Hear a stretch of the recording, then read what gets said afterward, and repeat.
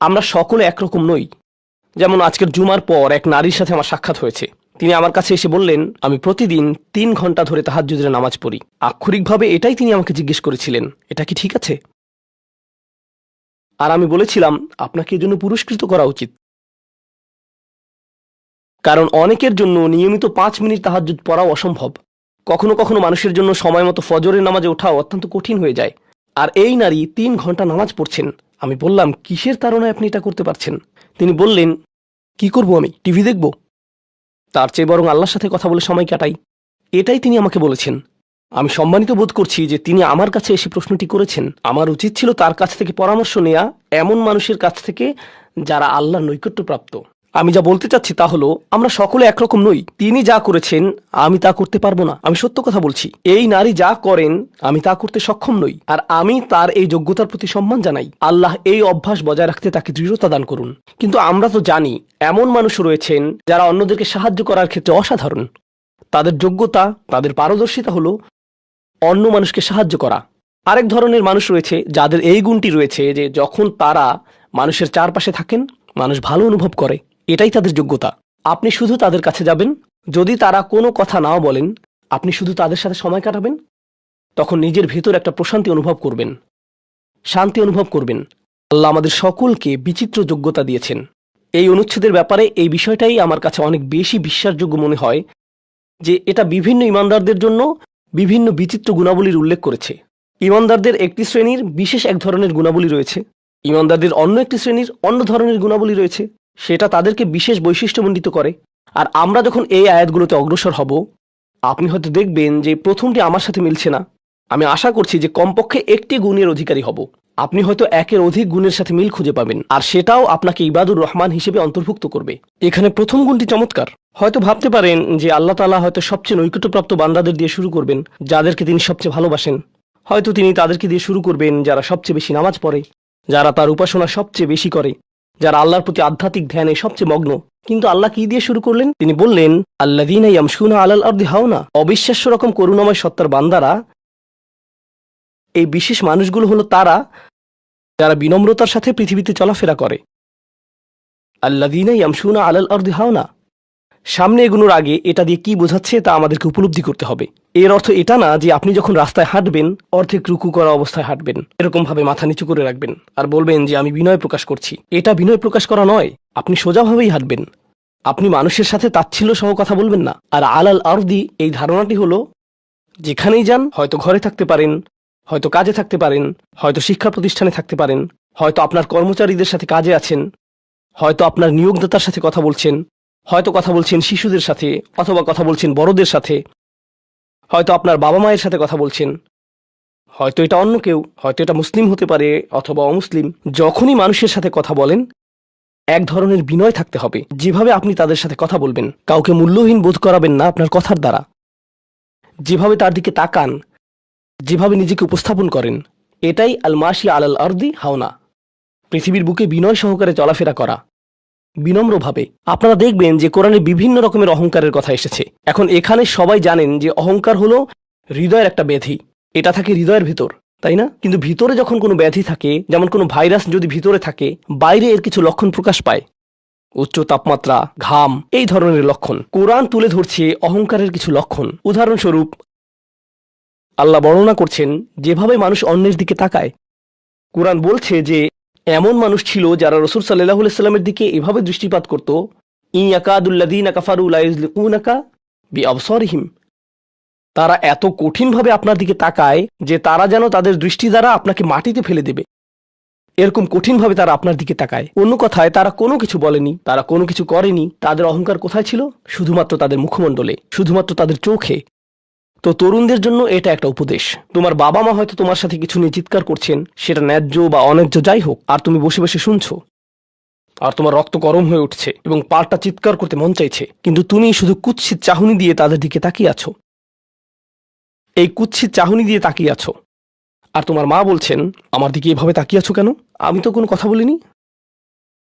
তুমি কিছু বলনি, এটা পুরস্কার পাওয়ার মতো কিছু না। তুমি কিছু বলনি, এটা পুরস্কার পাওয়ার মতো কিছু না। কারণ অধ্যত্ব শুধু তোমার কথাতেই থাকে না। তবে অভিনন্দন যে তুমি কোনো কিছু বলনি, এটা অপেক্ষাকৃত ভালো। কারণ সেটা তাহলে আরো খারাপের দিকে যেত।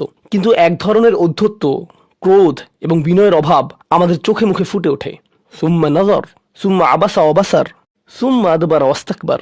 শুধু যেভাবে কারো দিকে তাকান, শুধু যেভাবে ভ্রু কুঁচকান, শুধু যেভাবে চোখ ঘুরান, কখনো কখনো যেভাবে কারো দিকে তাকান, কখনো কখনো যেভাবে কারো দিকে না তাকান। কেউ আপনাকে সালাম দিয়েছে, আপনি তার দিকে তাকালেন না, অন্যদিকে ফিরলেন এবং তা উপেক্ষা করলেন, অথবা শুধু ওয়ালাইকুম আসসালাম বললেন। আপনি সালামের জবাব দিয়েছেন, কারণ তা না হলে তো গুনাহ হতে পারে, কিন্তু জবাব দিলেন খুবই নিচু স্বরে, এটা নিশ্চিত করার জন্য যাতে সে শুনতে না পায়, আর সে মনে করলো যে আপনি জবাব দেননি। এরকম যে আল্লাহ জানেন যে আমি জবাব দিয়েছি, কিন্তু আমি তাকে এটা জেনে পরিতৃপ্তি লাভ করতে দিব না যে আমি তার সালামের জবাব দিয়েছি। তো যখন সে এসে বলে যে ভাই আমি তো আপনাকে সালাম দিয়েছি, আপনি জবাব দেননি, আমি তো জবাব দিয়েছি, এটাও হাউন এর অভাব। আল্লাযীনা ইয়ামশুনা আলাল আরদি হাওনা। মানুষের প্রতি বিনয়, শিশুদের প্রতি করুণা, বয়স্কদের প্রতি করুণা, এমন মানুষদের প্রতি করুণা যারা এর যোগ্য না। আর প্রসঙ্গক্রমে এর অর্থ এটা না যে আপনাকে অপমান করার সুযোগ আপনি মানুষকে করে দিবেন। এমন পরিস্থিতি আছে আমাদের পরিবারগুলোতে, আমাদের বন্ধুবান্ধবের মাঝে, আমাদের পরিসরে, যেখানে কিছু মানুষকে অবমাননাকর হিসেবে পাবেন। এমনটা ঘটে। আপনার পরিবারে এমন মানুষ রয়েছে, কখনো কখনো আপনার পিতামাতাও এরকম হতে পারেন। এটা খুবই কষ্টদায়ক বিষয়, এটা খুবই অন্যায্য বিষয়, আর আপনাকে এগুলো সব সময় শুনতে হয়, বারবার শুনতে হয়। শ্রোতাদের ভিতরে এমন নারী রয়েছেন যাদেরকে আমি দেখতে পাচ্ছি না, তারা পর্দার আড়ালে রয়েছেন, কিন্তু তারা যে অবস্থাতেই থাকেন, হয়তো শ্বশুরবাড়ির আত্মীয় অথবা ভাই বোন বা অন্য কারো কাছ থেকে তাদের কথা শুনতে হয়, আর তাদের এটা সব সময় শুনতে হয়, আর এগুলো শুনে তাদের রক্ত গরম হয়ে যায়। তখন কি করবেন? আপনাকে তখনও বিনয় ধরে রেখে যা করা শিখতে হবে তা হলো প্রথমত সেরকম পরিস্থিতি থেকে দূরে থাকবেন। যদি জানেন যে মেজাজের ভারসাম্য হারিয়ে ফেলবেন, তখন সেখান থেকে বেরিয়ে যান। এই মুহূর্তে আমি এই আলোচনায় অংশ নিতে পারবো না, দুঃখিত, আমি একটু হাঁটতে যাব। রাগে বিস্ফোরিত হয়ে যাওয়ার আগে এটা থেকে বেরিয়ে যান। এটাই প্রথমত এবং প্রধানত ইয়ামশুনা আলাল আরদি হাওনা। যুক্তিসঙ্গতভাবেই আয়াতটিতে এর সাথে যা সম্পর্কিত, ওয়া ইযা খাতাবাহুমুল জাহিলুনা ক্বালু সালামা, অল্প অল্প করে অবিশ্বাস্য কিছু শিক্ষা এখানে প্রদান করা হয়েছে। আরবি ভাষায় ইদা অর্থ যদি না, এর অর্থ যখন। যখন বিরক্তিকর ব্যক্তিরা, যখন সেই ব্যক্তিরা যাদের নিজস্ব নিয়ন্ত্রণ নেই, এরা যখন তাদের সাথে কথা বলে, যখন মূর্খ লোকেরা তাদের সাথে কথা বলে, এখানে বলা হচ্ছে না যে যদি তারা কথা বলে, বরং আয়াতে বলা হচ্ছে যখন তারা কথা বলে। আল্লাহ আমাকে এবং আপনাকে জানিয়ে দিচ্ছেন যে এমন লোক সব সময় থাকবে যারা আমাদের উদ্দেশ্যে কথা বলবে, যারা আমাদের সাথে আলোচনায় অংশ নিবে, যারা আমাদের সাথে ভাব প্রকাশ করবে। তাদের আচরণ হয়তো ভালো হবে না, এরকমটা ঘটবে, এটা এড়াতে পারবেন না। এই ধরনের অপ্রীতিকর অভিজ্ঞতার শিকার আপনাদের প্রত্যেকেই হতে হবে, আমি সহ। এমন লোক থাকবে যারা জাহেল। এখানে জাহেল অর্থ উপলব্ধি করুন। জাহেল অর্থ শুধুমাত্র মূর্খ না। যখন মুসা আলাইসাল্লামকে গরুর বাছুর সম্পর্কে জিজ্ঞেস করা হলো, তিনি বলেছিলেন যে তোমাদেরকে একটি গরু কুরবানি করতে হবে, আর তারা বলেছিল তুমি কি তামাশা করছো? আতাত্তাখিদুনা হুজুয়া, তুমি কি আমাদের সাথে উপহাস করছো? আমাদেরকে গরু কুরবানি করতে হবে? এখানে আমাদের সামনে জটিল পরিস্থিতি রয়েছে, কিন্তু কোনো গরু কুরবানির প্রয়োজন নেই। তিনি আসলেই রেগে গেলেন। আপনারা জানেন যখন মুসা আলাইহিসসালাম রেগে যান, তখন তিনি কিছু একটা করে ফেলতে পারেন। তো তিনি তৎক্ষণাৎ আল্লাহর কাছে প্রার্থনা করলেন এবং বললেন, আউযু বিল্লাহি আন আকুনা মিনাল জাহিলিন, আমি জাহেলদের অন্তর্ভুক্ত হওয়া থেকে আল্লাহর আশ্রয় প্রার্থনা করি। এর অর্থ মূর্খ নয়, কারণ স্পষ্টতই মুসা আলাইহিসসালাম ছিলেন পৃথিবীর জ্ঞানী মানুষদের একজন। তিনি অজ্ঞতা নিয়ে কথা বলছেন না। তিনি বলছেন আমি আমার আবেগের উপর নিয়ন্ত্রণ হারানো থেকে, মেজাজের নিয়ন্ত্রণ হারানো থেকে আল্লাহর আশ্রয় প্রার্থনা করছি, এমন জিনিস বলা থেকে অথবা করা থেকে যা আমি এখন করতে চাই, কিন্তু আমাকে নিজেকে সংযত করতে হবে। এখন এই উপলব্ধি থেকে আলোচ্য আয়াতটিতে আসুন। এরকম মানুষ রয়েছে যারা সবচেয়ে জঘন্য কথা বলে, কিন্তু তাদের কোনো লাগাম নেই। কথাগুলো আপনার হৃদয় থেকে এসে মস্তিষ্ক হয়ে এরপর তা জিহ্বাতে যাওয়া উচিত, কিন্তু এই পথে কিছুটা লাগাম থাকতে হবে। আমার হয়তো এটা বলা উচিত না, আমি কিছু একটা অনুভব করছি, হয়তো গালি বের হয়ে যাবে, সেটা গলায় পৌঁছে গিয়েছে, কিন্তু সেটা আমার মুখ দিয়ে বেরিয়ে আসা উচিত না, আমার সেটা গিলে ফেলা উচিত। কিন্তু কিছু মানুষ রয়েছে তাদের মাথায় যা আসে তাই বলে ফেলে। কারোর সাথে আপনার 6 মাস পরে দেখা হলো কোনো একটা পার্টিতে, ঈদের সময় অথবা অন্য কোথাও, হে আসসালামু আলাইকুম, আপনি তো মোটা হয়ে গেছেন, সবার সামনেই। এটা কেমন কথা? আপনি এটা মনে মনে আনতে পারেন আর নিজের মনে মনে মাশা আল্লাহ বলতে পারেন, কিন্তু সবার সামনে কেন আপনাকে এই কথা বলতে হবে? হেই, তুমি তো কয়েক বছর আগে পড়ালেখা ছেড়ে দিয়েছিলে, এখনো পাশ করনি, এখনো ফেল অবস্থাতেই আছো। মানুষ আপনাকে এরকম কথা বলে আর এটা আপনাকে রাগান্বিত করে। এই অবস্থায় কি করবেন? আল্লাহ বলেছেন এটা আপনার মনের বিনয় প্রকাশের অংশ। এভাবেই আল্লাহ আমাদের বিনয় যাচাই করবেন। আর প্রসঙ্গক্রমে তারাই হয়ে থাকে আমাদের সবচেয়ে কাছের মানুষ। যার অর্থ আপনি এই ধরনের পরিস্থিতিতে বারবার বারবার বারবার পড়বেন। কিভাবে এটা থেকে বেরিয়ে আসবেন? আল্লাহ বলছেন, ওয়াইদা খাতাবাহুমুল জাহিলুনা ক্বালু সালামা। এটা দিয়ে কতিপয় জিনিস বোঝায়। আমি এখানে সেই কয়েকটি শিক্ষা নিয়ে আলোচনা করব। যখন এমনটা ঘটবে, আপনার তাৎক্ষণিক প্রতিক্রিয়া হবে শান্তি, ক্বালু সালামা। এটা দ্বারা বিদায় বোঝাতে পারে। আপনি বলবেন, সালাম, আমি আর এই আলোচনা চালিয়ে যেতে চাই না, আমি সম্মানজনকভাবে আপনাকে বিদায় জানাবো। ও দাঁড়ান, আমার তো একটা মিটিং আছে। এর বাকি অংশটুকু আপনি মনে মনে বলতে পারেন আল্লাহর সাথে দোয়া করার জন্য, কিন্তু এটা তার কাছে প্রকাশ করার প্রয়োজন নেই। শুধু বলুন যে আমার একটা মিটিং আছে, আর সেখান থেকে চলে আসুন, কারণ আপনি এটা নিতে পারবেন না। তারা সেখান থেকে বেরিয়ে আসে সম্মানজনকভাবে। এটা একটা অর্থ। যখন জঘন্য মানুষ আপনার কাছে আসে, বেরুবার পথ খুঁজে বের করবেন। কোরআন এই সূরাতে আরো পরে যা বলেছে যে মাররু কিরামা, সম্মানজনকভাবে তারা এটা অতিক্রম করে চলে যায়। কিছু কিছু মানুষ আছে যারা এমন কথা বলতে চায় যা আপনাকে রাগান্বিত করবে। তারা আসলে এটা করে মজা পায়। তারা কথা বলবে শুধু আপনাকে উত্তেজিত করার জন্য। আর তাদের কেউ কেউ জানে যে ঠিক কি বলতে হবে, কারণ তারা আপনার সাথে আগেও কথা বলেছে। আর তারা জানে যে কোন জিনিস আপনাকে রাগিয়ে তুলে। তাই তারা জানে যে কোন বাটনটি প্রেস করতে হবে আর কিভাবে আপনাকে বিরক্ত করতে হবে। আপনি বসে আছেন, আমি উত্তেজিত হব না, আমি উত্তেজিত হব না, আমি উত্তেজিত হব না, কিন্তু তার কথা শুনে আপনি বিশাল দানবে পরিণত হয়ে গেলেন, যার ফলে সব ধ্বংস হয়ে যাবে। আর সেই ক্ষেত্রে আপনাকে আগে এটা রোধ করতে হবে। আপনি এখানে কথা বলতে পারেন আর বলতে পারেন যে, দেখুন, আমি এই বিরোধ চাই না, আসুন শান্তিপূর্ণ সময় ব্যয় করি, আসুন এই বিষয়টা নিয়ে আজ আর কথা না বলি, এতে অনড় থাকুন। এটা দিয়েও ক্বালু সালামা বোঝায়। আমি আপনার সাথে ঝগড়া করতে চাই না, আমি শুধু চাই আলোচনাটা যাতে কুৎসিত পথে এগিয়ে না যায়। কখনো কখনো আমরা ভদ্রতা দেখাই, আর সেই সুযোগে মানুষ আমাদেরকে অসম্মানজনক কথা বলতে থাকে, এবং আত্মবিশ্বাসের সাথে মানুষকে জানিয়ে দিবেন যে তাদেরকে থামতে হবে, তারা সীমা ছাড়িয়ে যাচ্ছে। এটা সঠিক নয়। এমনটা করা সম্মানহীনতা নয়, শিষ্টাচার বহির্ভূত নয়। আপনি নিজের জন্য রুখে দাঁড়াতে পারেন, কিন্তু এটা শুধু মর্যাদাপূর্ণ উপায়ই করতে হবে, এমনভাবে যা শান্তিপূর্ণ। এছাড়াও সালামা শব্দটিকে অনেকেই অবস্থা হিসেবেও দেখেছেন। অন্য কথায়, যখন তারা জবাব দেয়, তারা পরিপূর্ণ শান্তিপূর্ণ অবস্থায় থাকে। এটা ভিন্ন একটা অর্থ। যখন জঘন্য মানুষেরা আপনার সাথে কথা বলে, তারা আপনাকে বিরক্ত করে, তারা রাগান্বিত করে, তারা মিথ্যার পর মিথ্যা, মিথ্যার পর মিথ্যা, মিথ্যার পর মিথ্যা বলে, আর আপনাকে সেখানে বসে এটা শুনতে হয় যেন এটা সত্য। আর তারা এটা অন্য মানুষের সামনে বলে, আর আপনি কোনো কারণ ছাড়াই ঝামেলায় পড়ে যান। যখন আপনি জবাব দেন, আপনার জবাব যাই হোক, জবাবটা শান্ত হওয়াটাই উত্তম। যখন জবাব দিবেন, আপনাকে শান্ত এবং পরিশীলিত হতে হবে। এটাই ক্বালু সালামা। আর যারা জীবনে এটা ধারণ করতে পারে, তারা আল্লাহর কাছে বিশেষ মানুষ, ইবাদুর রহমান। অন্য কথায়, এই অনুপ্রেরণাটিকে আমাদের মনে রাখতে হবে। সেই রকম সময়ে যেই ব্যক্তির সাথে আপনি কথা বলছেন, সে এর যোগ্য না, বরং সে হয়তো চপটাঘাত পাওয়ার যোগ্য। আপনাদের কেউ কেউ হয়তো প্রতিউত্তর দেয়ায় খুবই পারদর্শী। কেউ হয়তো আপনাকে বিদ্রুপাত্মক কিছু বলছে, আপনি তাকে কথা দিয়ে পিষে ফেলতে পারবেন। ও মাই গড, আপনার মাথায় যে জবাবগুলো আসে, তালিকা করা একাধিক জবাব, আমি কি এ বি সি বলবো নাকি উপরের সবগুলো একসাথে বলবো, আপনার মাথায় এটা চলছে। আর সেই মুহূর্তে যখন আপনি বিরত হওয়ার সিদ্ধান্ত নেন, কঠিনভাবে না বলার, প্রতিক্রিয়া না দেখানোর, শান্ত থাকার সেই শক্তি অর্জনের জন্য আপনার আর আমার অনুপ্রেরণা যা হবে তা হলো, আমি ইবাদুর রহমানের মধ্যে শামিল হতে চাই। আমি ভুলে যাব যে আমি এই অপ্রীতিকর কথোপকথনে রয়েছি, কারণ ঠিক এখনই আমি আল্লাহর সংস্পর্শে রয়েছি, আর তার বিশেষ রহমত আমার উপর বর্ষিত হচ্ছে। সেই জন্যই তিনি আমাকে এই পরিস্থিতিতে ফেলেছেন, যাতে আমি তার নৈকট্য অর্জন করতে পারি। এটা আসলে একটা আশীর্বাদ। এই অপ্রীতিকর সঙ্গগুলো আসলে একটা আশীর্বাদ, যাতে আমি তার নৈকট্য পেতে পারি। সুবহানাল্লাহ। ওয়াইবাদুর রহমানিল্লাযীনা ইয়ামশুনা আলাল আরদি হাওনা ওয়া ইযা খাতাবাহুমুল জাহিলুনা ক্বালু সালামা। লক্ষ্য করুন এরপর আল্লাহ কি বলছেন। দ্বিতীয় শ্রেণীর মানুষেরা, তাদের বিশেষ গুণটি বর্ণিত হচ্ছে। প্রসঙ্গক্রমে এর অর্থ এটা না যে তারা অন্য কিছু করে না, যেমন তারা নামাজ পড়ে না, তারা হালাল খাবার গ্রহণ করে না। এগুলো তো থাকতেই হবে, তারা তো ইতিমধ্যে ইবাদ। এগুলো হলো ইবাদ হওয়ার বাইরের অতিরিক্ত গুণাবলী। দ্বিতীয় মহান গুণটি কি? দ্বিতীয় শ্রেণীর এই মানুষেরা যারা আল্লাহর কাছে প্রিয়, কোন জিনিসটা তাদের বিশেষ মানুষে পরিণত করেছে? ওয়াল্লাযীনা ইয়াবিতুনা লিরাব্বিহিম সুজ্জাদান ওয়া কিয়ামান। যারা রাতটি অতিবাহিত করে তাদের প্রভুর উদ্দেশ্যে সিজদারত এবং দণ্ডায়মান অবস্থায়। তারা লোকচক্ষুর অন্তরালে গভীর রাতে নামাজে মশগুল থাকেন, কারণ তারা জানেন যে রাতের গভীরে আল্লাহ তাদের সবচেয়ে নিকটে থাকেন। আমাদের অনেকের জন্য এটা অনেক কঠিন যে আল্লাহ যদি তার সবচেয়ে নৈকট্যপ্রাপ্ত মানুষদের কথা বলেন, এই শ্রেণীর মানুষদের দিয়ে শুরু করাটাই প্রত্যাশিত ছিল। এটাই প্রত্যাশিত ছিল যে আল্লাহ এমন মানুষদের দিয়ে শুরু করবেন যারা সবচেয়ে বেশি নামাজ আদায় করে, বিশেষত এমন সময়ে যখন তিনি নিকটে থাকেন, যা হলো রাতের মধ্যপ্রহর। সেখান থেকেই শুরু হওয়ার কথা ছিল।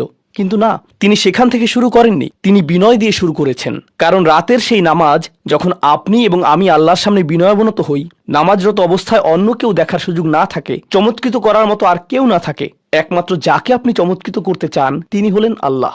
আপনার আত্মাভিমান চলে গিয়েছে, আল্লাহর সম্মুখে দণ্ডায়মান হয়ে আপনি পূর্বেকৃত সকল অপরাধ স্বীকার করেছেন, আল্লাহর সাথে আপনি উন্মুক্ত আলোচনায় রত আছেন সকল অহংকার থেকে মুক্ত হয়ে। যদি নিজেকে অহংকার মুক্ত করতে চান, প্রথম ধাপটি হলো আপনি কি মানুষের সামনে অহংকারকে বিসর্জন দিতে পারেন, আর তারপর আল্লাহর সম্মুখে উপস্থিত হন। আমরা এমন অনেক মানুষদের কথা জানি যারা ইবাদতে পারদর্শী, কিন্তু মানুষের কাছে তারা খারাপ হিসেবে বিবেচিত। এটা আদর্শ নয়। এখানে একটি শ্রেণীকে অগ্রাধিকার দেয়া হয়েছে, আর এরা তারাই যারা মানুষের সাথে বিনয়ী। তারপর যারা আল্লাহর সামনে বিনয়াবনত হয়ে উপস্থিত হয়। এটা অর্জন করা সহজ নয়, কিন্তু যদি সপ্তাহে একবার, আমি জানি যে এটা কঠিন হবে, কিন্তু সপ্তাহে একবার আপনি মসজিদে ইশার নামাজ পড়লেন, আর এরপর সরাসরি বাসায় চলে গেলেন আর ঘুমিয়ে পড়লেন, আর সেটা তখনই সম্ভব হবে যদি আপনি প্রত্যুষে ঘুম থেকে উঠেন, আর এরপর দিনে না ঘুমান। তো ফজরের সময় উঠুন, এরপর ঘুমাবেন না, নিজেকে পরিশ্রান্ত করুন, এশা পড়ুন, এরপর ঘুমাতে যান। এরপর অ্যালার্ম দিয়ে রাখুন, ফজরের 30 মিনিট আগে অ্যালার্ম সেট করুন, উঠে গিয়ে কয়েক রাকাত নামাজ পড়ুন। শুধু এটুকুই করুন, নিজের মতো করে এটা করুন। এজন্য অন্য কারো ঘুম ভাঙাবেন না, এটা নীরবে করবেন। ঘরের কোনো এক কোণে চলে যান, সেখানেই নামাজ পড়ুন। যদি সপ্তাহে একবার বা দুবারও এটা করতে পারেন, যে প্রশান্তি পাবেন, আল্লাহর সাথে যে সম্পর্ক অনুভব করবেন, সেটা আপনাকে সবচেয়ে কঠিন সময়েও সাহায্য করবে। আল্লাহ আমাদেরকে এই মানুষদের অন্তর্ভুক্ত করে দিন। ওয়াল্লাযীনা ইয়াবিতুনা লিরাব্বিহিম সুজদান ওয়া কিয়ামা। এরপর আসছে তৃতীয় ধরনের মানুষের কথা। ওয়াল্লাযীনা ইয়াকুলুনা রাব্বানা ইসরিফ আন্না আযাবা জাহান্নাম ইন্না আযাবাহা কানা গরামা ইন্নাহা সাআত মুস্তাকাররা ওয়া মুকামা। এই মানুষেরা শুধু একটি দোয়া করে, দোয়ার তালিকা নয়। তাদের একমাত্র দোয়া হলো, ইয়া আল্লাহ, আমি জাহান্নামে যেতে চাই না। অন্য যেখানেই রাখেন, জাহান্নামে নয়। আমাকে জাহান্নামে রাখবেন না, আমাদেরকে জাহান্নামের শাস্তি থেকে দূরে রাখুন। অবস্থান করার জন্য এটা বিভৎস একটা জায়গা। আমি এটা এক মুহূর্তের জন্যও দেখতে চাই না। আমি সেখানে স্বল্পস্থায়ীভাবে থাকতে চাই না, আর আমি সেখানে দীর্ঘস্থায়ীভাবেও থাকতে চাই না। দোয়াটি মনোযোগ দিয়ে শুনুন। ইন্নাহা সাআত মুস্তাকাররা ওয়া মুকামা। প্রথমত, এটা একটা শাস্তি, এটা বিশাল একটা সাজা। আমি সেখানে স্বল্প মেয়াদের জন্য থাকতে চাই না, আর আমি সেখানে দীর্ঘমেয়াদের জন্যও থাকতে চাই না। কিছু মানুষ রয়েছে যারা সেই একই রোগে আক্রান্ত হয়েছে, উম্মার মধ্যে, মুসলিমদের মধ্যেই একই রোগ যা বনী ইসরাইলেরও ছিল। তারা বলেছিল, আল্লাহ আমাদেরকে শাস্তি দিবেন না, ইল্লা আইয়ামাম মাদুদা, দিলেও কয়েক দিনের জন্য। মুসলিমদের মনোভাবও এমন হয়েছে। তারা বলে, আল্লাহ আমাদের শাস্তি দিবেন, কিন্তু তা তো চিরদিনের জন্য না, তাই না? আমরা মুসলিম, একসময় আমরা ঠিকই বেরিয়ে আসব। ঠিক আছে, ভালো, আমি জাহান্নামে যাব, কিন্তু এটা হবে দীর্ঘ সাপ্তাহিক ছুটির মতো, আর তারপর আমার আর সমস্যা নেই। দেখুন আল্লাহর নৈকট্যপ্রাপ্ত মানুষদের দোয়া। তারা আল্লাহকে বলছেন, ও আল্লাহ, আমি জাহান্নামে যেতে চাই না, স্থায়ীভাবে না, অস্থায়ীভাবেও না। আমি স্বীকার করছি যে অবস্থানের জন্য এটা বিভৎস একটা জায়গা। মুস্তাকররান ওয়া মুকামা, শুধু থামার স্থান হোক অথবা চিরকালীন স্থান হোক, আমি এগুলোর কোনোটাই চাই না। এর অনেক অন্তর্নিহিত অর্থ রয়েছে, আমি আপনাদের শুধু একটির কথা বলছি।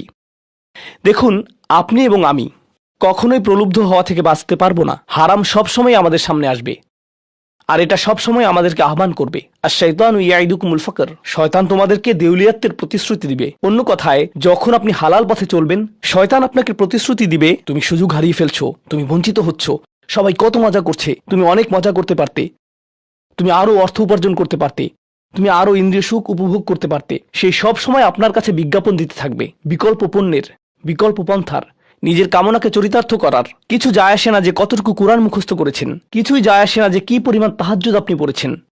এগুলো কোনোটাতেই আসে যায় না। শয়তান থামবে না। দিন শেষে আপনি তো একজন মানুষই। দিন শেষে কামনা বাসনাগুলো আপনার মাঝে থাকবে, আর শয়তান থামবে না, সে আপনার পেছনে লেগেই থাকবে। শয়তানের একটা কৌশল আল্লাহ বর্ণনা করেছেন। তার মনস্তাত্ত্বিক কৌশলটি হল, যায়্যানা লাহুমুশ শাইতানু আমালাহুম। শয়তান তাদের কাজগুলোকে তাদের কাছে আকর্ষণীয় করে দেয়। শয়তান আপনার কাছে আসবে, আপনাকে প্রলুব্ধ করবে। তখন আপনি বলবেন, হ্যাঁ এটা খারাপ, কিন্তু আমি তো অনেক ভালো কাজও করি। হ্যাঁ, আমি এলোমেলো কাজ করছি, কিন্তু আমি তো নামাজও পড়ছি, আর আমি তো কাফেরও না, তো সমস্যার কিছু নেই। আর এইবার করেই আমি থেমে যাব। এমন না যে আমি এটা করতেই থাকবো, শুধু একবারই করব। এভাবে নিজেকে সব ধরনের যুক্তি দিতে থাকেন, নিজে নিজে এটাকে বৈধতা দিতে থাকেন। আপনার চিন্তায় এটা এখন আর অতটা খারাপ না। আর তারপর যখন এমন মানুষ চারপাশে থাকেন যাদেরকে বলেন যে এটা তো খারাপ, আর তারপর যখন এমন মানুষের চারপাশে থাকেন যাদেরকে বলেন যে এটা তো খারাপ, তারাও আপনাকে বলে, না ভাই কাম অন, এটা অতটা খারাপ না, থামো তো, এরকম কথা বলো না, না আল্লাহ ওইরকম না, আল্লাহ তোমাকে শাস্তি দিবেন না, কেন এরকম হতাশাজনক কথা বলছো, তুমি অতিরিক্ত চিন্তা করো। আপনি তা শুনেন আর এটা আপনাকে প্রভাবিত করতে শুরু করে। কিন্তু যখন কাজটা করে ফেলেছেন, যেটাই করেছেন, হতে পারে এটা অ্যালকোহল অথবা অন্য কোনো মাদক, এটা কারোর সাথে সম্পর্ক হতে পারে, সেটা যাই হোক, যখন নিজেকে বলেন যে এটাই শেষবার, কিন্তু এটাই শেষ তো না। কারণ যখনই কাজটা ঘটে যায় আর কয়েকদিনের মধ্যে অনুশোচনাও কেটে যায়, তখন মোবাইলে আরেকটা মেসেজ চলে আসে, তারপর আরেকটা দাওয়াত আসে, তারপর আপনি বলেন না এটাই শেষবার, আবারও সেই চক্রে আটকে যান আর আবারও সেটা করেন আর তা করতেই থাকেন। শয়তান ঠিক এটাই চেয়েছিল। মানুষ এই চক্র বন্ধ করতে পারে, আল্লাহর প্রতি নিবিষ্ট হয়ে বলতে পারে, ইয়া আল্লাহ, আমার বন্ধুরা কি বলছে তাতে কিছু যায় আসে না, শয়তান কি ওয়াসওয়াসা দিচ্ছে তাতে কিছু যায় আসে না, কতবার এই বিভৎস চক্রে আটকা পড়েছি তাতে কিছু যায় আসে না, আমি ফিরে আসলাম, আমি ফিরে আসলাম, আমি ফিরে আসলাম 2 দিন অনুতপ্ত থেকে আবারও পাপে লিপ্ত হওয়া থেকে, আমি ফিরে আসলাম আপনার কাছে ক্ষমা চাওয়ার পর আবারও পাপ করা থেকে। ওয়ালাম ইউসিরু আলা মা ফাআলু ওয়া হুম ইয়ালামুন। তারা পাপ কাজগুলো বারবার করে না আর তারা জানে যে তারা কি করছে। আমি সেই লোকদের অন্তর্ভুক্ত হব না? ওয়ালাইসাতিত তাওবাতু লিল্লাযিনা ইয়ামালুনা আস-সাইয়্যাত। তওবা, অনুশোচনা তাদের জন্য কাজ করে না যারা পাপ করতেই থাকে। এমনকি তওবা করার পরেও এটা সেই মানুষদের জন্য না যারা এই চক্রে আটকে যায়, এটা তাদের জন্য যারা বলে, ইয়া আল্লাহ, আমি জাহান্নামে যেতে চাই না, আমি জাহান্নামের যোগ্য অনেক কাজ করেছি, কিন্তু এখন আমি থেমে যাচ্ছি। আর এটাই চূড়ান্ত। তারা হলেন আল্লাহর কাছে বিশেষ মানুষ, কারণ আল্লাহ জানেন এটা কতটা প্রলুব্ধকারী ছিল, আল্লাহ জানেন সেই আসক্তি কতটা শক্তিশালী ছিল, আল্লাহ জানেন পাপের কত গভীরে আপনি ছিলেন, আল্লাহ জানেন আপনার উপর শয়তানের সেই দীর্ঘ নিয়ন্ত্রণের কথা, আর আপনি সেই নিয়ন্ত্রণ ভঙ্গ করতে এবং আল্লাহর কাছে ফিরে আসতে সক্ষম হয়েছেন। আল্লাহর পথে আপনার এই যাত্রা অন্য মানুষের তুলনায় অনেক কঠিন, আপনার সামনের প্রলোভনগুলো অনেক শক্তিশালী, আপনার প্রতি অভিকর্ষের টানটি অনেক বেশি শক্তিশালী, আর এর সাথে লড়াই করে যেহেতু আল্লাহর কাছে এসেছেন, তাই আপনি বিশেষ মর্যাদা সম্পন্ন। এটা মনে করবেন না যে আমি তাহাজ্জুদ পড়ি না তাই আমি অতটা ভালো না, অথবা আমি আরবি জানি না, বা আমি এখনো সম্পূর্ণ কোরআন পাঠ করিনি আর আমি তাজবিদের নিয়মগুলো জানি না। না না না না না, আপনার বিশেষত্ব এজন্য না যে আপনি 17 বার হজ করেছেন, আপনার জ্ঞান এবং ইবাদতের জন্য আপনি আল্লাহর কাছে বিশেষ না, আপনি আল্লাহর কাছে বিশেষ মর্যাদা সম্পন্ন কারণ আপনি পাপ থেকে বেরিয়ে এসেছেন আর আপনি শুধু তার ভয়েই ভীত। এটাই আপনাকে আল্লাহর কাছে বিশেষ মর্যাদা সম্পন্ন করে। তাই আপনিও ইবাদুর রহমান।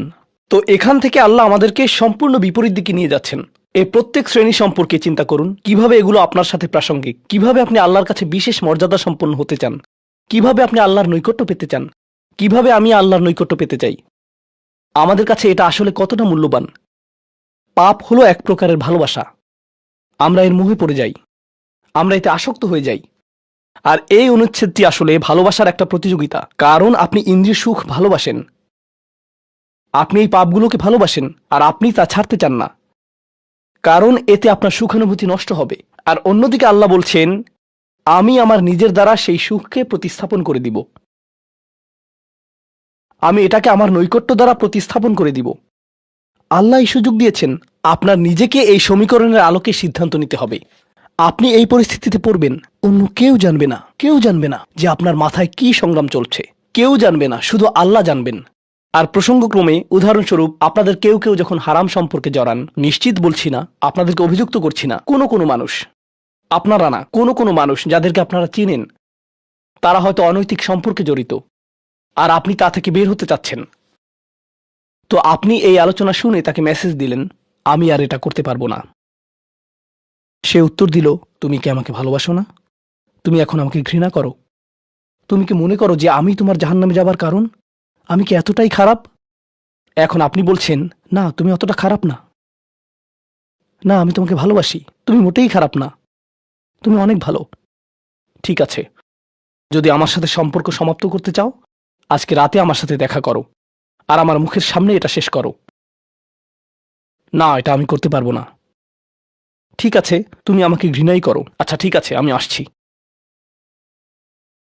এটা আবার শুরু হয়ে গেল। আর এরপর আপনি আবারও তওবা করতে চান। দেখতে পাচ্ছেন, এটা শুধুমাত্র আপনি না, আপনি হয়তো আবেগগতভাবে কোনো কিছুতে জড়িয়ে যেতে পারেন, আর এখন আপনি আবেগগতভাবে ব্ল্যাকমেলের শিকার হচ্ছেন। এর দ্বারা আপনি খারাপ বোধ করবেন, আপনাকে এর বিরুদ্ধে যুদ্ধ করতে হবে, আপনাকে এটা অবদমন করতে হবে আর আপনাকে উপলব্ধি করতে হবে যে আপনি হয়তো কাউকে হতাশ করছেন, কিন্তু আল্লাহকে সন্তুষ্ট করছেন। আর আপনি এটা শুধু নিজের জন্যই করছেন না, বরং এটা ওই মেয়ের জন্যও করছেন বা ওই ছেলের জন্যও করছেন যে আপনার মেসেজের জবাব দিচ্ছে।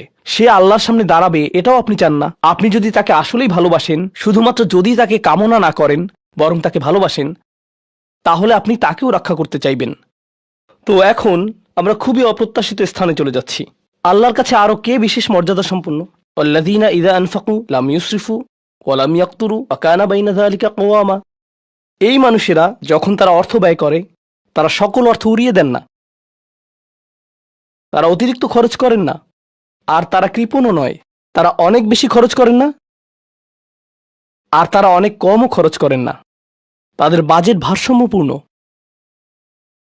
বাজেটের সাথে আল্লাহর নৈকট্যের সম্পর্ক কি? সম্পর্ক রয়েছে, কারণ আল্লাযীনা ফি আমওয়ালিহিম হাক্কুন মালুম, তাদের অর্থে অন্যদের অধিকার রয়েছে যা সুবিদিত। আপনার পিতামাতার অর্থনৈতিক সহায়তা প্রয়োজন, আপনার সন্তান, আপনার ভাই বোন, আপনার স্ত্রীর প্রয়োজন, এমন অনেক ক্ষেত্র রয়েছে যার জন্য আপনার অর্থ প্রয়োজন। কিন্তু যখন আপনি প্রয়োজনহীন জিনিসে আসক্ত হয়ে পড়েন আর আপনার অর্থ যখন ব্যয় হয় সিনেমার পর সিনেমা, সিনেমার পর সিনেমায়, সাবস্ক্রিপশনের পর সাবস্ক্রিপশনে, গেমের পর গেম, এরপর গেমে, গাড়ির জন্য নতুন যন্ত্রাংশ কেনার পেছনে, যেই চাকা দেখতে উল্টো দিকে ঘূর্ণায়মান, তার প্রয়োজন আপনার নেই। সেগুলো আপনি দেখবেন না যখন আপনি গাড়ি চালাবেন, সেটা অন্য কেউ দেখবে। এগুলো ঘুরবে অন্য কারোর জন্য, আপনার জন্য না। যন্ত্রাংশ অথবা ডিভাইস। আপনি নতুন আইফোন ছাড়াও বেঁচে থাকবেন, এতে কোনো ক্ষতি হবে না। স্যামসাং যদিও কিছুটা বিপজ্জনক, তারপরও অনেক বোনেরা পার্স অথবা ব্যাগের জন্য এমনটা করেন। ও আল্লাহ, এই ব্যাগগুলোর কোনোটার দাম কয়েক লাখ টাকা। বলছি না যে আপনি এগুলোর কোনোটাই কিনতে পারবেন না, কিন্তু আল্লাহ বলছেন ঠিক আছে খরচ করো, কিন্তু অতিরিক্ত খরচ করো না। আপনাদের কারো কারো জন্য আবার সবচেয়ে খুশির বিষয় হলো টাকা ধরে রাখা। আপনি স্ত্রীকে সাথে নিয়ে সুপার শপে গিয়েছেন, তিনি এক প্যাকেট দুধ নিলেন। আমাদেরকে এত বেশি দুধ প্রয়োজন, ছোট প্যাকেট নিতে পারো না?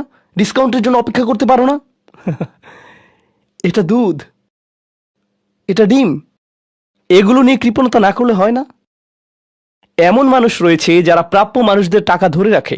আপনার সন্তানদের অর্থ প্রয়োজন, তাদের চলার জন্য কিছুটা পকেট খরচ প্রয়োজন, আপনার স্ত্রীর কিছুটা অর্থ প্রয়োজন। যদি তিনি গৃহ ব্যবস্থাপনার দায়িত্বে থাকেন আর তিনি নিজে উপার্জন না করেন, আর তিনি আপনার কাছে বলেন আমি কি 500 টাকা পেতে পারি? কিসের জন্য তোমার টাকা প্রয়োজন? আমাকে সম্পূর্ণ প্রতিবেদন প্রদান করবে, সকল রিসিট দেখাবে। দাঁড়ান, 1 মিনিট থামুন। এটা লাম ইয়াকতুরু, এটা আপনার জন্য চ্যালেঞ্জ হতে পারে।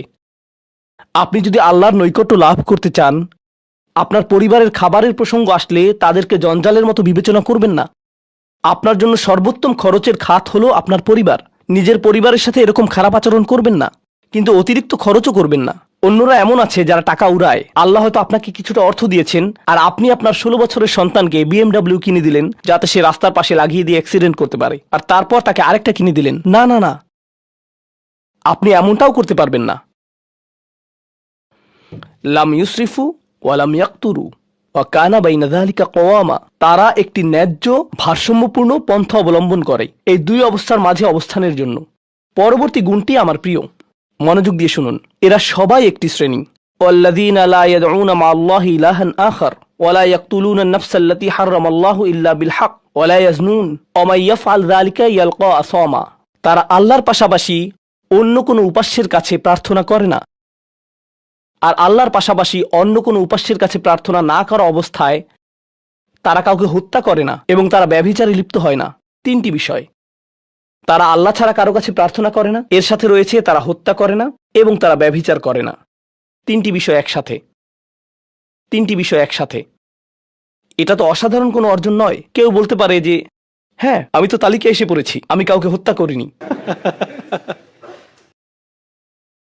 কিন্তু জানেন কেন এটা বৈশিষ্ট্য সূচক? কারণ এই বিষয়গুলো খুবই প্রাথমিক স্তরের, তাই না? অন্য অনেক কবিরা গুনাহ রয়েছে, কিন্তু আল্লাহ বলছেন যে তোমরা আল্লাহর কাছে বিশেষ মর্যাদার অধিকারী হতে পারবে যদি তোমরা শুধু এটুকু করো। কেন এটা বিশেষ মর্যাদাপূর্ণ? মক্কার মানুষদের কথা চিন্তা করুন, সেই সমাজের কথা চিন্তা করুন যার মাঝে কোরআন এসেছিল। সেই মানুষগুলো হাজার বছর ধরে শিরকে লিপ্ত ছিল। হত্যা তাদের কাছে সাধারণ বিষয়ে পরিণত হয়েছিল, জিনা কোনো বিষয়ই ছিল না। আর এগুলো বড় বিষয় ছিল না তাদের পূর্বপুরুষ অথবা তাদের পূর্বপুরুষ অথবা তাদের পূর্বপুরুষের কাছে। এগুলো ছিল জীবনেরই অংশ। জীবন ছিল গ্যাংস্টারের মতো। আর যখন তারা এই সকল কিছু ছেড়ে আল্লাহর কাছে আসলো, তাদের পরিবার কি বলেছিল যে ও তুমি তো এখন মুসলিম, কংগ্রাচুলেশনস। তাদেরকে সকল ধরনের বিভৎস অভিজ্ঞতার সম্মুখীন হতে হয়েছিল, তাদের প্রিয় মানুষদের কাছ থেকে, তাদের সমাজ থেকে, তাদের বন্ধু বান্ধবদের কাছ থেকে, কারণ তারা সেই অপরাধগুলো ত্যাগ করেছিলেন, তাই না? কিছু মানুষের জন্য শুধুমাত্র ঈমান গ্রহণ করা, শুধুমাত্র অপরাধী জীবন থেকে বেরিয়ে আসা, শুধুমাত্র জিনা থেকে বেরিয়ে আসা ছিল এতটাই বড়।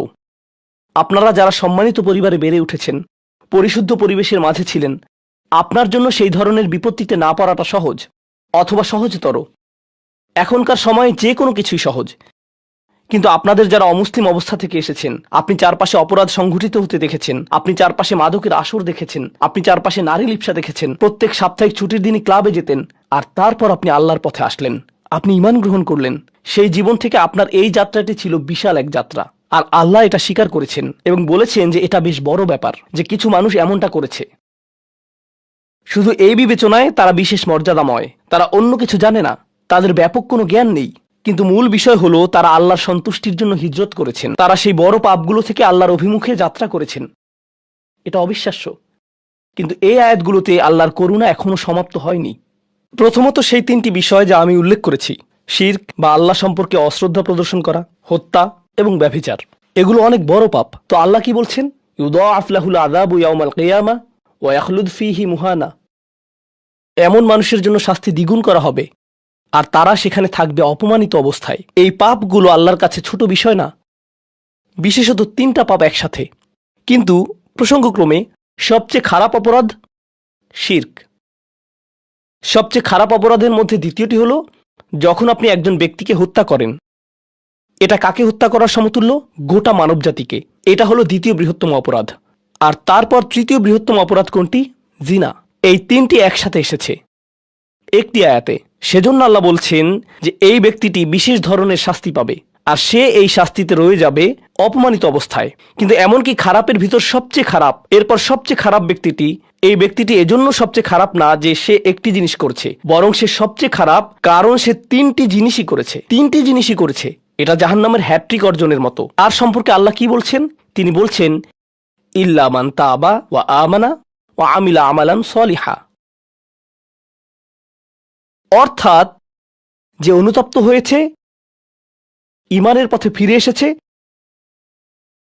এবং তখন থেকে ভালো কাজ শুরু করেছে, তার জন্য নিয়মের ব্যতিক্রম হবে। এটা উপলব্ধি করাটা গুরুত্বপূর্ণ। আল্লাহ বর্ণনা করছেন নিকৃষ্টের মধ্যে নিকৃষ্ট, আর চেয়েও নিকৃষ্ট। আর তারপর বলেছেন এমনকি সেই ব্যক্তির ক্ষেত্রেও যদি সে আমার কাছে ফিরে আসে, আমি তাকে শাস্তিতে নিক্ষেপ করব না। কিন্তু এতটুকু যথেষ্ট না। আমরা কথা বলছি ইবাদ আর রহমানের ব্যাপারে, যিনি অবিশ্বাস্য রকমের করুণাময় সত্তা। তো তিনি তাদেরকে শুধুমাত্র জাহান্নাম থেকে রক্ষা করেই ক্ষান্ত হবেন না, তিনি আরও কি করবেন? ফাউলাইকা ইউবাদদিলুল্লাহু সাইয়্যাতিহিম হাসানাত। সেই মানুষগুলোর মহাপাপগুলোকে প্রতিস্থাপিত করবেন। আর আমি আপনাদেরকে মনে করিয়ে দিচ্ছি সেই পাপগুলো কি? শিরক। ইন্নাশ শিরকা লাযুলমুন আযীম। হত্যা, কাআন্নামা কাতালান নাসা জামিআ, সে যেন গোটা মানবজাতিকে হত্যা করলো। এবং জিনা, ব্যভিচার, সবচেয়ে বড় পাপ এগুলো। আল্লাহ বলছেন যে পাহাড় সমান তাদের এই সমগ্র পাপ কাজগুলোকে আমি প্রতিস্থাপন করে দিব ভালো কাজ দিয়ে। কিন্তু তারা এখনো কোনো ভালো কাজ করেনি, তারা এখনো নামাজ পড়েনি, তারা এখনো ইবাদত করেনি, তারা এখনো হজ করেনি, তারা এখনো দান করেনি। তারা মূলত যা করেছে তা হলো অনুতপ্ত হয়েছে, আর এখন থেকে তারা ভালো কাজ করবে। আল্লাহর জন্য এতটুকুই যথেষ্ট। তাদের পাহাড়সম পাপগুলো নিবেন যা তাদেরকে চিরকাল জাহান্নামে নিক্ষেপ করতে অপমানিত অবস্থায়, আর তিনি এই পাহাড়সম পাপগুলোকে নিয়ে পাহাড়সম ভালো কাজে পরিবর্তিত করে দিবেন। এটাই আল্লাহ করবেন তাওবাকারীদের জন্য। আপনিও বিশেষ মর্যাদার অধিকারী হবেন, শুধু তাওবা করুন। তো আপনি যখন বসে বসে এটা শুনছেন আর ভাবছেন আমি তো বেশ বড় ভুল করে ফেলেছি, এখানে হয়তো এমন কেউ বসে আছে যিনি কাউকে হত্যা করেছেন, এরপর জেলে গিয়েছেন এবং মুক্তি পেয়েছেন। কিভাবে আল্লাহ আমাকে ক্ষমা করবেন? আপনাদের কেউ কেউ হয়তো ব্যভিচারের ভুল করে ফেলেছেন, আল্লাহ আপনাদেরকে রক্ষা করুন। আপনাদের কেউ কেউ হয়তো সেই পথে অগ্রসর হচ্ছেন, আপনাদের কেউ কেউ হয়তো শিরক করেছেন। সকল ধরনের অপরাধ সংঘটিত হচ্ছে, আর মানুষ সকল ধরনের অপরাধে লিপ্ত হচ্ছে। আপনি যদি তওবা করেন এবং আল্লাহর কাছে ফিরে আসেন, এই সকল অপরাধ শেষ হয়ে যাবে। কিন্তু এরপর আপনাকে ভালো পথে চলতে হবে। ওয়া আমিলা আমালান সলিহা ফাউলাইকা ইউবাদদিলুল্লাহু সাইয়্যাতিহিম হাসানাত। অন্য কথায়, যখন আপনি আল্লাহর কাছে ফিরে আসবেন, এটা প্রকৃত অর্থেই প্রত্যাবর্তন হতে হবে, এটা কৃত্রিম হতে পারবে না। ওয়া কানাল্লাহু গফুরুর রহিমা। আর আল্লাহ সর্বদাই ক্ষমাশীল, অতিমাত্রায় ক্ষমাশীল, সর্বদা প্রেমময়, যত্নশীল এবং করুণাময়। আমার সময় ফুরিয়ে যাচ্ছে, কিন্তু আপনাদের সাথে আরো কয়েকটা বিষয় শেয়ার করতে চাই। আসুন এই তালিকাটা প্রথমে শেষ করি, এটা শেষের দিকে। কেউ বলতে পারে যে আমি শিরক করিনি, আমি হত্যা করিনি, আমি জিনাও করিনি, আমি শুধু ছোট বিষয়গুলো করেছি, যেমন আমি ফজরের নামাজ পড়িনি, একদিন ফ্রিজ থেকে আমার ভাইয়ের চকলেট মিল্ক চুরি করে খেয়েছি, বেশ কয়েকবার বাবার সাথে চড়া মেজাজে কথা বলেছি, আরেকদিন একটা পার্টিতে কিছুটা গীবত করে ফেলেছি, কিন্তু আমি হত্যা করিনি। এই তওবা তো আসলেই খারাপ অপরাধীদের জন্য। তাহলে আমার কি হবে? সাধারণ পাপীদের কি হবে? বাকি আমরা যারা রয়েছি, কারণ তারা হলো উঁচু স্তরের পাপী, তাই না? তো পরবর্তী আয়াত বলছে, তোমরা বাকি যারা রয়েছ, ওয়ামান তাবা, যেই তাওবা করেছে, যে কোনো ধরনের তাওবা, আমিলা সালিহান, সৎ কাজ করেছে, ফাইন্নাহু ইয়াতুবু ইলাল্লাহি মাতাবা, তো যখন সে আল্লাহর কাছে ফিরে আসে আন্তরিকভাবে অনুতপ্ত হয়ে, আল্লাহ সেটাও স্বীকার করেন। না না না, কারণ আমার পাহাড় সম পাপ প্রয়োজন, এটাকে পাহাড় সম পুণ্যে রূপান্তরিত করার জন্য, এটাকে পাহাড় সম পুণ্যে রূপান্তরিত করার জন্য এমন প্রয়োজন নেই। যেই পাপেই লিপ্ত থাকেন না কেন, শুধু তওবা করুন। ফাইন্নাহু ইয়াতুবু ইলাল্লাহি মাতাবা ওয়াল্লাযীনা লা ইয়াশহাদুনা যুর, এমন মানুষ যারা অন্যায়ের সাক্ষ্য হয় না। এর অর্থ হলো তারা সহ্য করে না যখন কোনো অন্যায় সংঘটিত হয়। এই মানুষগুলো আল্লাহর কাছে মর্যাদা সম্পন্ন, কারণ তাদের পরিসরে কেউ যখন মানসিকভাবে নির্যাতনের শিকার হয়, কেউ যখন অর্থনৈতিকভাবে নির্যাতনের শিকার হয়, তাদের পরিবারে, ধরুন দুই ভাই মিলে কোনো ব্যবসা করে, আর তাদের একজন সকল অর্থ আত্মসাৎ করে অন্যজনকে বঞ্চিত করে, যার ফলে আদালতে গিয়ে এখন একে অপরের বিরুদ্ধে অবতীর্ণ। সেখানে আপনার হয়তো কোনো এক পক্ষের সাথে সম্পর্ক রয়েছে, আপনি নিশ্চুপ দাঁড়িয়ে থেকে অন্যায় হতে দিবেন না।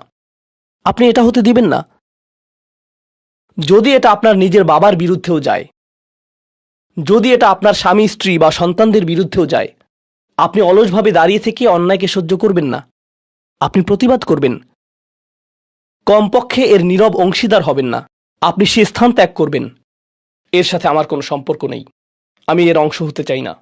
লা ইয়াশহাদুনা যুর, এর আরেকটা অর্থ হলো তারা মিথ্যা সাক্ষ্য প্রদান করে না। কখনো আপনার উপর চাপ থাকে এমন মানুষের পক্ষে অবলম্বন করার জন্য যারা অন্যায়কারী। আপনি জানেন যে তারা অন্যায়কারী, কিন্তু তারা বলে পরিবার আগে ভাই, অথবা বন্ধুত্ব সবার আগে। আর আপনি যদি এটা করেন, যদি আপনার আনুগত্য ভুল স্থানে প্রদান করেন, এটা জেনে শুনে যে আপনি ভুল, তাহলে এটা লা ইয়াশহাদুনা যুর এর লঙ্ঘন। আয়াতটির দ্বিতীয় অংশ, ওয়া ইযা মাররু বিল্লাগwi মাররু কিরামা, এটাও অসাধারণ। এই আয়াতে আল্লাহর কাছে আপনাকে অসাধারণ বানিয়েছে কোনটি? আপনি একটা আসরে রয়েছেন, বন্ধুরা সবাই ঘুরে বেড়াচ্ছে, অথবা আপনি হয়তো কোনো হোয়াটসঅ্যাপ গ্রুপে আছেন। আজকাল যোগাযোগের বিভিন্ন মাধ্যম রয়েছে, আর এই সকল যোগাযোগের মাঝে মানুষ যুক্তিহীন কথা বলে থাকে।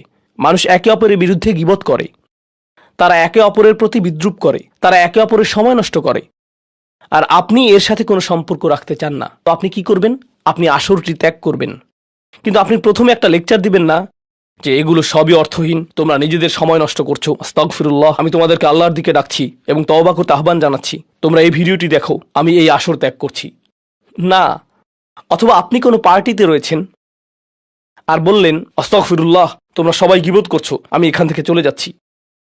ওয়া ইযা মাররু বিল্লাগwi মাররু কিরামা, যখন তারা এই ধরনের আসরের পাশ দিয়ে যায়, যখন তারা এই ধরনের পরিস্থিতির সম্মুখীন হয়, তারা সেখান থেকে বেরিয়ে আসে সম্মানজনক উপায়ে, মাররু কিরামা।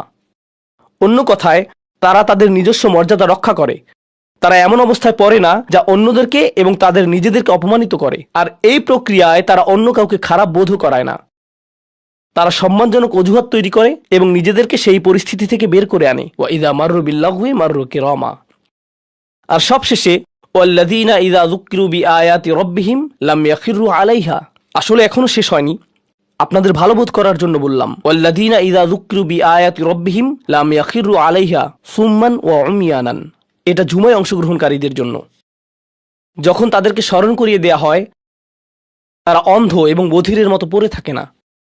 অন্য কথায়, তারা সেগুলো উপেক্ষা করে না, তারা সেগুলোকে হালকাভাবে গ্রহণ করে না। তারা কিছু শোনার পর বলে না যে হ্যাঁ, এটা আমার সম্পর্কেই বলেছে, এটা ঠিকই আমার বিবেককে আঘাত করেছে, কিন্তু আমি ভুলে যাব যে এটা আমি শুনেছি, আমি ভান করব যে এটা আমার সম্পর্কে না, এবং এটা নিয়ে চিন্তা করব না। তারা ইচ্ছাকৃত বধির না, আর তারা ইচ্ছাকৃতভাবে অন্ধও না। সেই স্মরণিকার প্রতি যা তাদেরকে প্রদান করা হয়েছে, এটা ছিল আপনার সম্পর্কে, এটা ছিল আপনার কার্যকলাপ সম্পর্কে, আপনার উদ্দেশ্য সম্পর্কে, আর এখন আপনি এটা আর নিতে পারছেন না, কারণ আপনি পরিবর্তিত হতে চান না। বাল ইউরিদুল ইনসানুল ইয়াফজুরা আমামাহ, মানবজাতি শুধু তার সামনে যা রয়েছে তাতে নিমজ্জিত হয়ে যেতে চায়। প্রলোভনগুলো এতটাই মজবুত। আর কোরআন উলিন নুহা সম্পর্কে বলছে, তারা এমন মানুষ যারা নিজেদেরকে সংযত করতে পারে। আপনাকে স্মরণ করিয়ে দেয়া হচ্ছে নিজেকে সংযত করার জন্য, আর আপনি বলছেন আমি সংযত হতে চাই না, আমি এই অবস্থাতেই ভালো আছি। আমি ইতিমধ্যেই কাজটি করার দিন, তারিখ এবং স্থান নির্ধারণ করে ফেলেছি এবং টিকিটও করে ফেলেছি। এরপর এই খুতবাটি আমার মুড নষ্ট করে দিল। তো আমি এখন একটা বার্গার খাবো এবং খুতবায় যা শুনেছি তা নিয়ে চিন্তা করব না।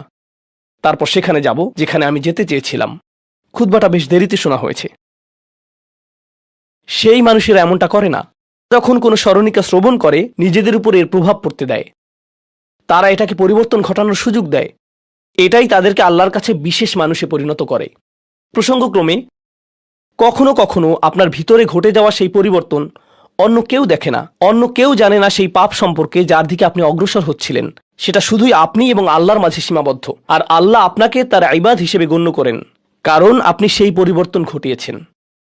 তো এখন যেহেতু আমরা সমাপ্তির দিকে যাচ্ছি, এটাই এখানে বর্ণিত শেষ গুণ।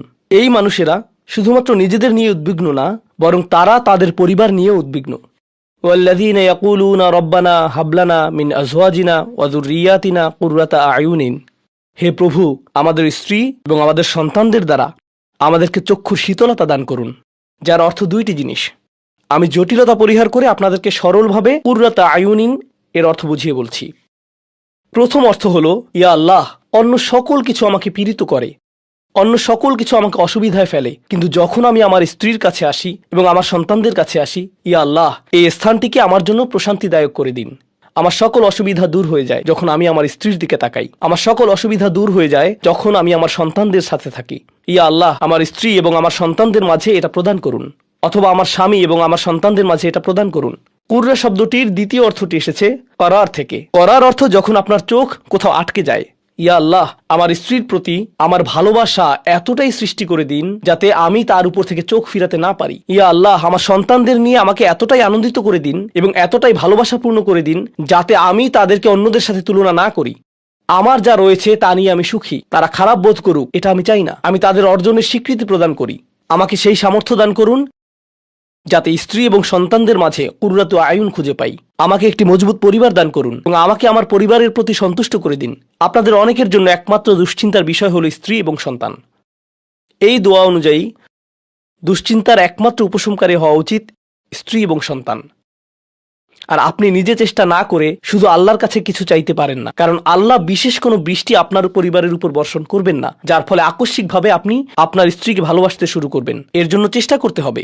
আপনার সন্তানদের সাথে সম্পর্ক উন্নয়নের জন্য আপনাকে চেষ্টা করতে হবে। এটা রাতারাতি ঘটবে না। এটা এমন জিনিস যাতে আপনাকে এবং আমাকে বিনিয়োগ করতে হবে। তো আল্লাহ আমাদেরকে সামর্থ্য দান করুন যাতে আমরা শুধুমাত্র মুখে এই দোয়া করে ক্ষান্ত না হই, বরং দোয়াটি যাতে বাস্তবায়িতও করতে পারি, কারণ আল্লাহ প্রচেষ্টার বিষয়ে জিজ্ঞেস করবেন। এমনকি সেই বিখ্যাত দোয়াটির শেষেও এটা এসেছে, রব্বানা আতিনা ফিদ দুনিয়া হাসানা ওয়া ফিল আখিরাতি হাসানা ওয়া কিনা আযাবান নার। বিখ্যাত একটি দোয়া, তাই না? আমাদেরকে এই জীবনের সর্বোচ্চটা দান করুন, পরের জীবনেরও সর্বোচ্চটা দান করুন, আমাদেরকে জাহান্নামের শাস্তি থেকে রক্ষা করুন। এরপরে আল্লাহ কি বলছেন? উলাইকা লাহুম নাসিবুম মিম্মা কাসাবু, তারা ততটুকু অংশই পাবে যা তারা অর্জন করেছে। আপনি শুধু দোয়া করবেন আর তা কাজ করবে তেমনটা না। আপনাকে অর্জন করতে হবে, আপনার চেষ্টাকে কাজে লাগাতে হবে। তো আপনি যখন আপনার পরিবার নিয়ে উদ্বিগ্ন থাকবেন তখনই আপনি পরিবারে প্রশান্তি প্রদানের জন্য আল্লাহর কাছে চাইবেন। আর প্রসঙ্গক্রমে এটা দিয়ে কি বোঝায়? যে সকল স্বামীরা যারা লন্ডন শহরে রাত 2টা-3টা পর্যন্ত সীসা বারে সময় কাটান কিন্তু বাড়িতে তাদের স্ত্রীদের কাছে যান না, কারণ তারা তাদের স্ত্রীদের মাঝে কোনো প্রশান্তি খুঁজে পান না, আর তাদের স্ত্রীরা তারাও তাদের স্বামীদের মাঝে কোনো প্রশান্তি খুঁজে পান না, যখন তারা বলবেন না ভাই আমাকে বাড়ি যেতে হবে, তখন তারা আল্লাহর কাছে বিশেষ মর্যাদা সম্পন্ন হয়ে উঠবেন। যখন তারা সন্তানদের সাথে সময় ব্যয় করবেন, সন্তানদের থেকে তাদের চোখ সরে যায় না, আর যেহেতু আপনার চোখ তাদের থেকে সরছে না, এর অর্থ আপনি আসলে তাদের সাথে রয়েছেন। এর অর্থ আপনি আসলে সন্তানদের সাথে সময় ব্যয় করছেন এবং সেটা উপভোগ করছেন। এই বিষয়টি আপনাকে আল্লাহর কাছে বিশেষ মর্যাদা সম্পন্ন করে তুলেছে। তাদের জন্যই উলাইকা ইউজজাউনাল গুরফাতা বিমা সাবারু। আর আমাদেরকে মুত্তাকিনদের নেতা হিসেবে কবুল করুন, সৎকর্মশীলদের নেতা হিসেবে কবুল করুন। আমাদের সন্তানদেরকে ভালো সৎকর্মশীল জীবন দান করুন, যার ফলে যখন আমি আপনার সম্মুখে দাঁড়াবো, ইয়া আল্লাহ, আমার পরিবারের সদস্যদের কাজের কারণে আমার সৎকর্মের পরিমাণ শুধু বৃদ্ধিই পাবে।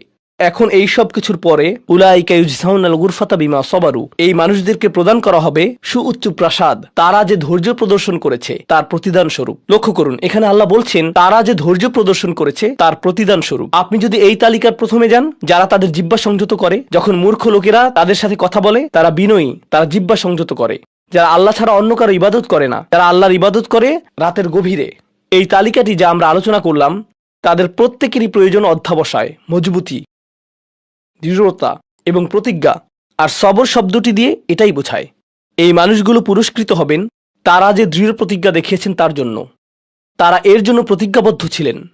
ওয়ায়ুলাক্কাউনা ফিহা তাহিয়াতান ওয়া সালামা, তাদেরকে সেখানে অভ্যর্থনা করা হবে অভিবাদন ও সালাম সহকারে। আল্লাহ তাদের জন্য অভিবাদন প্রেরণ করবেন। আল্লাহ শুধুমাত্র তাদেরকে ভালোবাসবেন না, বরং তিনি তাদেরকে এখন সম্মানিতও করছেন। এরা হলেন আল্লাহ কর্তৃক বিশেষ পুরস্কার প্রাপ্ত। খালিদিনা ফিহা হাসুনাত মুস্তাকাররা ওয়া মুকামা, তারা অবিশ্বাস্য সেই সম্মানের মাঝে এবং সেই সুউচ্চ প্রাসাদের মাঝে চিরকাল থাকবেন। কি চমৎকার স্থান! স্বল্পকালীন এবং চিরকালীন অবস্থানের জন্য। তো আল্লাহ এটাকে জাহান্নামের সাথে তুলনা করেছেন, তাই না? জাহান্নামীরা বলবে আমি এখানে স্বল্পকালের জন্যও থাকতে চাই না, চিরকালের জন্যও থাকতে চাই না। আল্লাহ বলেছেন জান্নাতের স্বাদ যদি তুমি সামান্য পরিমাণেও পাও, তুমি এটা আকাঙ্ক্ষা করবে, তুমি এটা চিরকালের জন্য চাইবে। আল্লাহ আমাদের সকলকে চিরকালের জন্য জান্নাতে প্রবেশ করান। আমরা সর্বশেষ আয়াতে এসেছি। আমি জানি যে আমি অতিরিক্ত সময় নিয়েছি, প্রশ্ন উত্তরের জন্য আপনাদের কিছুটা সময় আমার দেওয়া উচিত। আমার আর 4-5 মিনিট প্রয়োজন। শেষের এই আয়াতটি গভীর তাৎপর্যপূর্ণ। এই সূরাটির শেষ আয়াত, এটা এই অনুচ্ছেদটিরও শেষ আয়াত। এই তালিকা যা আপনাকে বিশেষ মর্যাদা সম্পন্ন করবে তার সাথে এর কোনো সম্পর্ক নেই। আয়াতটি কুরাইশ এবং গোটা মানবজাতিকে উদ্দেশ্য করে বলা হয়েছে, আর রাসূলকে বলা হলো যে কিভাবে সৃষ্টিকর্তার নৈকট্য অর্জন করা যাবে। এই তালিকা যেহেতু এখন প্রদান করা হলো, তাহলে আর সমস্যা কোথায়? কুল মা ইয়াবাউ বিকুম রাব্বি লাউলা দুআউকুম ফাকাদ কাযযাবতুম ফাসাউফা ইয়াকুনু লিজামা। এই আয়াতটিকে ব্যাখ্যা করার বেশ কয়েকটি দৃষ্টিভঙ্গি রয়েছে। আমি সরলভাবে এর কয়েকটি আপনাদের সাথে শেয়ার করতে চাই। সময় স্বল্পতার কারণে আমি ভাষাতাত্ত্বিক আলোচনায় যাব না। আমি শুধু অন্তর্নিহিত অর্থগুলোর সহজ বাংলা বর্ণনা করব। আল্লাহ একদিকে বলছেন আল্লাহর সম্মুখে তোমাদের কি গুরুত্ব আছে, আল্লাহর সামনে তোমাদের কি মূল্য আছে, তোমরা কি মনে করো, তোমরা যখন আল্লাহর সামনে উপস্থিত হবে কি মূল্য তোমাদের থাকবে। মানবজাতি হিসেবে তোমাদের একটা মর্যাদা দেয়া হয়েছে যা অন্য কাউকে দেয়া হয়নি। দুআউকুম, তোমরা নিজেদের ইচ্ছায় আল্লাহকে ডাকতে পারো। আল্লাহকে ডাকতে হলে তোমাদের নিজস্ব ইচ্ছাশক্তিকে প্রয়োগ করতে হয়। পাহাড়, গাছ, পাখি, তাদের কোনো নিজস্ব ইচ্ছা নেই, তারা আল্লাহকে ডাকতে বাধ্য। ওয়া ইম মিন শাইইন ইল্লা ইউসাব্বিহু বিহামদিহি ওয়ালাকিন লা তাফকাহুনা তাসবিহাহুম। তোমরা আল্লাহর কাছে মূল্যবান যদি একটি জিনিস না থাকে, আর তা হলো তোমাদেরকে বাছাই করা হয়েছে তাকে ডাকার জন্য, কিন্তু তোমরা সেই দায়িত্বকে পরিত্যাগ করেছো। ফাকাদ কাযযাবতুম, আল্লাহকে ডাকার এই আমন্ত্রণকে তোমরা মিথ্যা সাব্যস্ত করেছো। ফাসাউফা ইয়াকুনু লিজামা, এই শাস্তি তোমাদেরকে পরিত্যাগ করবে না। এটা হবে এমন জিনিস যা থেকে তোমরা মুক্ত হতে পারবে না। এটা প্রথম অর্থ। আয়াতটির আরেকটি অর্থ হলো আল্লাহ কাফেরদের এবং যারা সকল ধরনের পাপ কাজ করে তাদেরকে বলছেন আমার কাছে তোমাদের কোনো মূল্য নেই। আর তোমাদের এখনো টিকে থাকার একমাত্র কারণ হলো তোমাদের মধ্যে কিছু মানুষ রয়েছে যারা এখনো আমাকে ডাকে। পৃথিবীর বুকে এখনো কিছু ইমানদার রয়েছে যারা এখনো আল্লাহর উদ্দেশ্যে ক্ষমা প্রার্থনা করে, আর তারাই একমাত্র কারণ যে জন্য তোমরা এখনো বেঁচে আছো। আয়াতের তৃতীয় অর্থটি কাফেরদের উদ্দেশ্যে এবং এমন মুসলিমদের উদ্দেশ্যে যারা আল্লাহ থেকে অনেক দূরে রয়েছে, তাদের জন্য এটা প্রযোজ্য। আল্লাহ বলেছেন তোমাদের কি মূল্য রয়েছে আমার কাছে? তোমরা নামাজ পড়ো না, তোমরা আনুগত্য করো না, তোমরা হালাল উপার্জন করো না, তোমরা সকল আদেশ লঙ্ঘন করো, কিন্তু কোনো কারণে মরিয়া হয়ে যদি তুমি আমাকে ডাকো, তারপরও আমি তোমাকে যথাযোগ্য মূল্যায়ন করব। এখনো তোমাকে সুযোগ দিয়ে যাচ্ছি, লাউলা দুআউকুম, কিন্তু মোটের উপর তুমি এখনো এই সকল কিছুকে মূল্যহীন বিবেচনা করছো। তুমি স্বীকার করছো না যে আমি তোমাকে যা কিছু দিয়েছি এবং যা কিছু করতে বলেছি তা আসলে তোমার কাছে অর্থবহ। তুমি এই সকল কিছুকে মূল্যহীন এবং মিথ্যা বিবেচনা করছো। তোমার এই স্বভাব পরিবর্তন করো, কারণ শীঘ্রই এটা স্থায়ীভাবে লেগে থাকা শাস্তিতে পরিণত হবে। আল্লাহ এটা বলেননি যে তোমাকে শাস্তি দেয়া হবে, বরং তিনি বলেছেন শীঘ্রই তোমাকে শাস্তি দেয়া হবে, শীঘ্রই তুমি এটা থেকে আর মুক্ত হতে পারবে না। অর্থাৎ তোমার জন্য এখনো সুযোগ রয়েছে, বদলে যাও। আয়াতটির আরেকটা অর্থ হলো হে কুরাইশরা, যদি আল্লাহ তোমাদেরকে কোরআনের মাধ্যমে আহ্বান না করতেন তাহলে অন্য কোন জিনিস তোমাদেরকে মূল্যবান সাব্যস্ত করত? আল্লাহ তোমাদেরকে এই কিতাবটি দিয়ে সম্মানিত করেছেন, আর সর্বোপরি আল্লাহ আপনাকে এবং আমাকে এই কোরআন দিয়ে সম্মানিত করেছেন। তারপরেও তোমরা এটাকে সম্পূর্ণরূপে অগ্রাহ্য করছো। তোমরা এই কিতাবের কোনো মূল্যায়ন করছো না, আল্লাহর এই বাণীকে মূল্যায়ন করছো না। এখনো সময় আছে, নিজেকে সংশোধন করো। এবং আল্লাহ তার কথা বলার জন্য যে তোমাদেরকে বেছে নিয়েছেন তার গুরুত্ব অনুধাবন করো। আয়াতটির সর্বশেষ অর্থ, আল্লাহ তোমাদেরকে শাস্তি দেওয়া পছন্দ করেন না। আয়াতাংশটির ভাষাতাত্ত্বিক একটি অর্থ হলো, তোমাদেরকে শাস্তি দেওয়ার জন্য আল্লাহ আগ্রহী নন।